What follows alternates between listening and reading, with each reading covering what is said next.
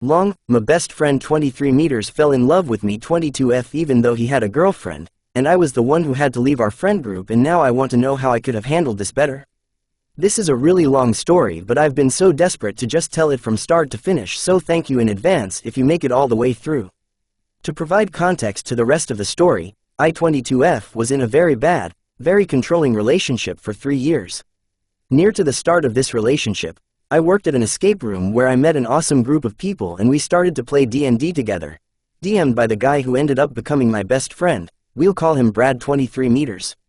My ex got worse over time in various ways, but one of which was his jealousy, which seemed to focus on Brad. Every time that I would go to D&D, I would have to remind my ex that Brad was already in a relationship with his longtime partner, Bella, and therefore he did not have feelings for me. This came up constantly and was always a fight. It was incredibly difficult to escape, but with the support of my 3 closest friends, Jenna 23F, Millie 26F, and Brad, eventually I got out. I moved back in with my mum, but I was in a very bad mental state at the time and would do everything in my power not to be alone. For this reason, I would have sleepovers at all my close friends' houses as often as I could, sleeping in Brad and Bella's closet when I would stay at theirs. I did become closer with all of the other members of my D&D group too. There were 7 of us in total, but for the purposes of keeping things simple I will focus on these 4. I leaned on these friendships hard. All my friendships had been so monitored and controlled for years before this, and I was so excited to be a normal adult finally. For about 6 months, life was amazing. It was sometime around October that I met my now partner 22 meters and we started to form a relationship. He was kind and funny and I was so excited to share it with all my friends. Brad always seemed apprehensive about it, but I figured that was just because of my previous relationship. It was also around this time that Brad started struggling with something but wouldn't share what. Jenna and I genuinely theorized that he was terminally ill with the way that he was acting. One night, I had driven Brad home from work, and I used the opportunity to ask about it because everyone was really worried. After a bit of coaxing, he told me that he thought that he was polyamorous. He had been with Bella for about 5 years at this point, and he was worried by revealing this to her that he would destroy their relationship. He said that aside from his therapist, I was the first person that he had told and asked me not to tell anyone, which I obviously agreed to. Eventually he told her, and they told the group together, and said that they were going to make it work. It was about December now, and I moved jobs and fell into a depressive episode. I stopped seeing my friends very much at all, and at the worst of it I had made an attempt at my life. My partner was amazing through this considering how little time we had been together, and not long after I started to get help and rebuild. When I tried to rejoin D&D, everything felt different. Brad was suddenly talking over me when my character would try to speak up, wouldn't have NPCs speak to my character, and really he would hardly look at me. I had tried to meet up with Jenna, Millie, and Brad, to tell them about what had happened with me during my episode, but Brad blew me off every time. I was so stressed that I had done something wrong, but I couldn't figure out what since I had been away for the past couple of months.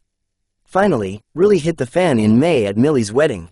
I was standing with Bella while she told the story about her and Brad working out polyamory, and in telling the story she said that she had been the first person that he had told.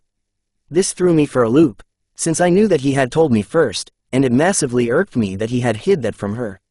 I left the conversation to find Jenna to tell her, to which she took me aside and told me that Brad had been in love with me for a while now, and I had caused a lot of issues in his and Bella's relationship.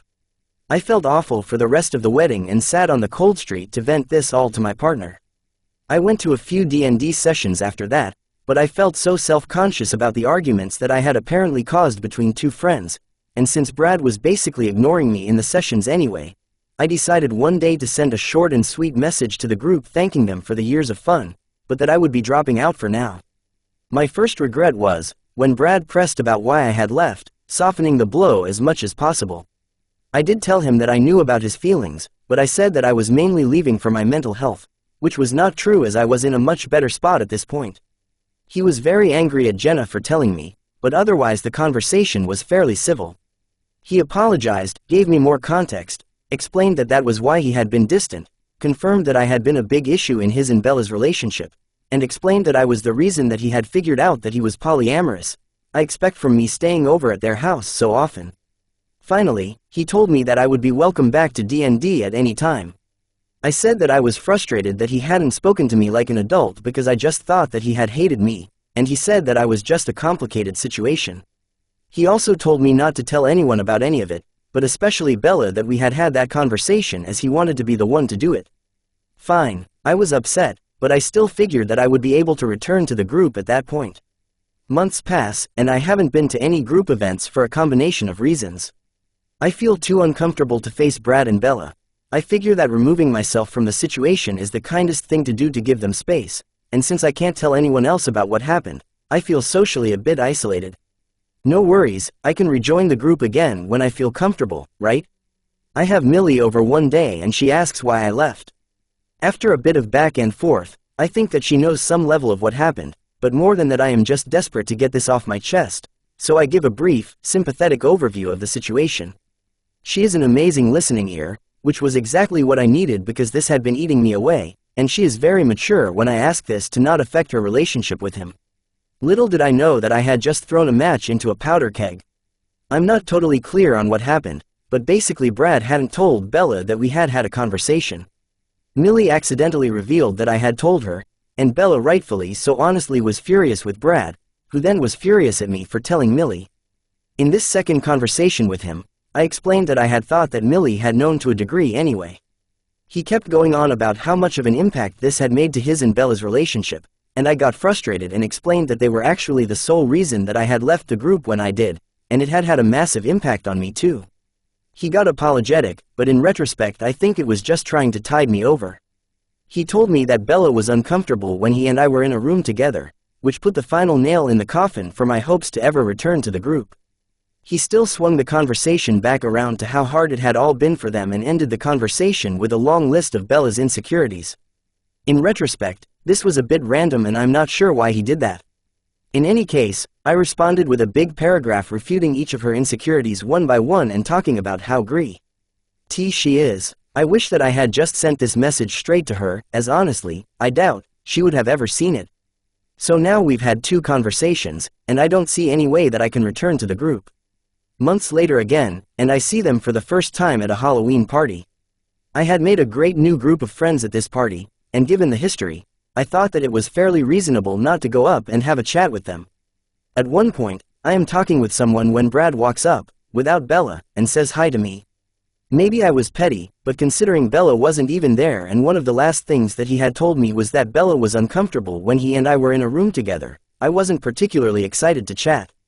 I just said a cordial hi, stayed in the conversation for a minute longer, and then migrated away. Honestly, I hadn't even thought twice about this. By this point, I hadn't seen Jenna for maybe 6 months, and the rest of the D&D group for even longer. The only one who I've stayed in contact with is Millie.